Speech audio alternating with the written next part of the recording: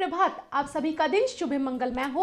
स्वरूप आयुर्वेदिक क्लिनिक के रोजाना के सुविचार के दिनचर्या की इस श्रृंखला में आज दिनांक 10 फरवरी 2021 को हम आपसे बात करेंगे हमारे नित्य प्रयोग में आने वाले व हमारे शरीर को पौष्टिकता प्रदान करने वाले ड्राई फ्रूट्स के बारे में। शरीर को स्वस्थ और पौष्टिक बनाए रखने के लिए हम नित्य प्रतिदिन भिन्न भिन्न प्रकार के वो ड्राई फ्रूट्स का सेवन करते हैं। ये सारे ड्राई फ्रूट्स जो हैं वो भिन्न भिन्न गुणों वाले भी होते हैं, लेकिन कभी कभी क्या होता है कि ड्राई फ्रूट्स का सेवन करने से हम में से कुछ लोगों को कुछ हानिकारक लक्षण भी उत्पन्न होने लग जाते हैं और हमें लगता है कि ये हमें सूट नहीं कर रहे या हमें साथ में नहीं है, लेकिन ऐसा नहीं होता। एक्चुअल में जिस तरीके से इन सभी ड्राई फ्रूट्स के अलग अलग गुण होते हैं और ये अलग अलग फंक्शन करते हैं, अलग अलग कार्य करते हैं, उसी प्रकार से हर व्यक्ति की प्रकृति और उसकी स्थिति अवस्था के अनुसार कभी वही सेम ड्राई फ्रूट उसे सूट करता है, यानी उस पर लाभ देता है, और कभी वो उस पर हानिकारक लक्षण उत्पन्न कर देता है। तो हमें ये पता होना चाहिए कि जो भी चीज़ हम खा रहे हैं या जिस चीज़ का हम सेवन कर रहे हैं, चाहे वो ड्राई फ्रूट्स ही क्यों ना हो, उनके गुण और उपयोग क्या क्या है, ताकि अवस्था के अनुसार हम उनका सही समय पर इस्तेमाल करें और उनसे होने वाले फ़ायदों का लाभ उठा सकें। तो चलिए आइए जानते हैं हम यहाँ पर अलग अलग प्रकार के जो ड्राई फ्रूट्स होते हैं उन सभी के गुण और उपयोग के बारे में।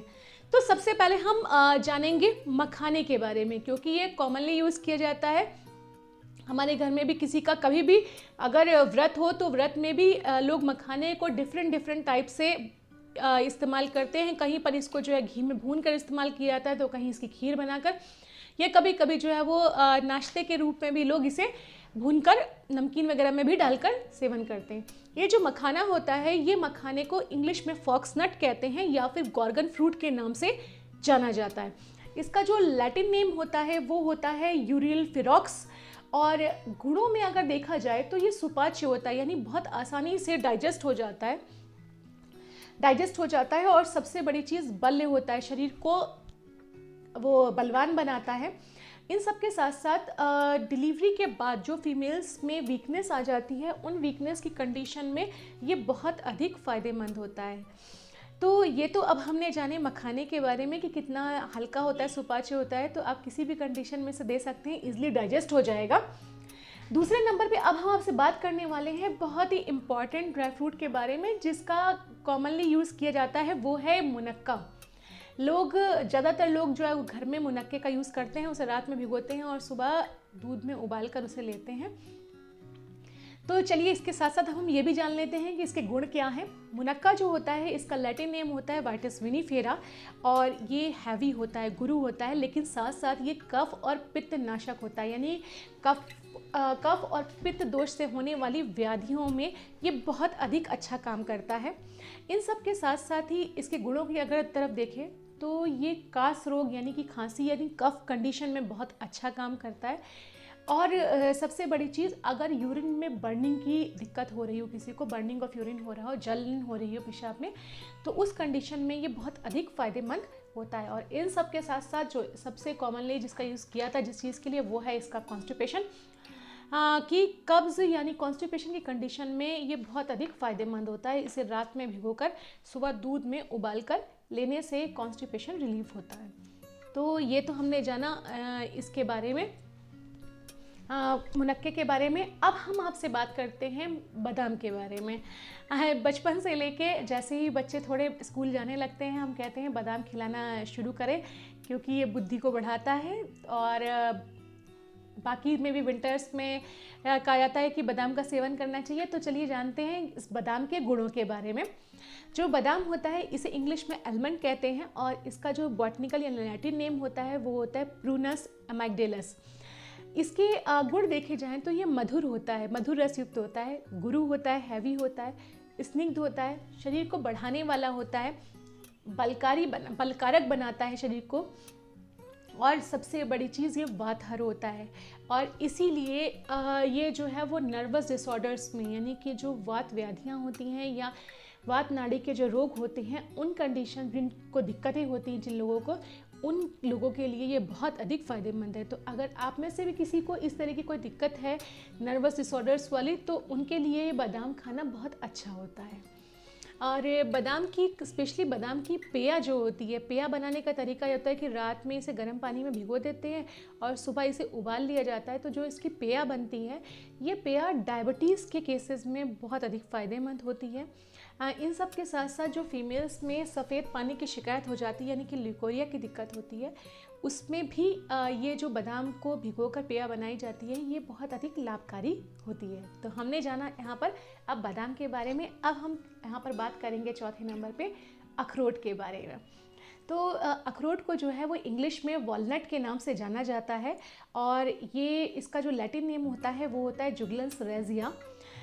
इसके गुणों की बात करें तो जो इसकी मींगी होती है, यानी कि अखरोट के अंदर की गिरी होती है, वो पौष्टिक होती है, शरीर के लिए बल्य होती है, शरीर को बलकारक बनाती है, शरीर को बढ़ाती है। सबसे इम्पॉर्टेंट चीज़ कि रूमेटॉइड आर्थराइटिस के केस में जो गठिया रोग यानी हो चुका होता है, जिसमें वो हाथ पैर के टेढ़े होने लग जाते हैं, आम वात की कंडीशन में और वात रक्त यानी गाउट की कंडीशन में ये बहुत अधिक फ़ायदेमंद होती है। तो अगर कोई गाउट का रोग पेशेंट है या फिर किसी को रूमेटॉइड आर्थराइटिस है तो उसे अखरोट का सेवन ज़रूर करना चाहिए। इसकी जो छाल होती है, बार्क होती है अखरोट की, वो स्वेलिंग रिड्यूस करती है। तो इसका जो छाल है उसका इस्तेमाल किया जाता है स्वेलिंग को रिड्यूस करने के लिए। ये हमने जाना यहाँ पर अब अखरोट के बारे में। अब हम बात करते हैं खजूर के बारे में। खजूर यानी देसी खजूर भी जिसे कहते हैं, इंग्लिश में इसे डेट कहा जाता है और इसका लैटिन नेम होता है फिनिक्स सिल्वेस्ट्रिस। ये जो खजूर होती है, ये इसके फल जो होते हैं बहुत अधिक बलकारक होते हैं और पौष्टिक होते हैं और इसकी जो जड़ होती है वो दांत में होने वाले पेन में बहुत अधिक फ़ायदेमंद होती है। अब हम बात करेंगे इसी खजूर से बनने वाले छुआरे के बारे में। जो छुआरा होता है उसे पिंड खजूर भी कहते हैं और इंग्लिश में इसे डेट पाम कहा जाता है और ये इसका जो लैटिन नेम होता है वो होता है फिनिक्स डिक्टिलीफेरा।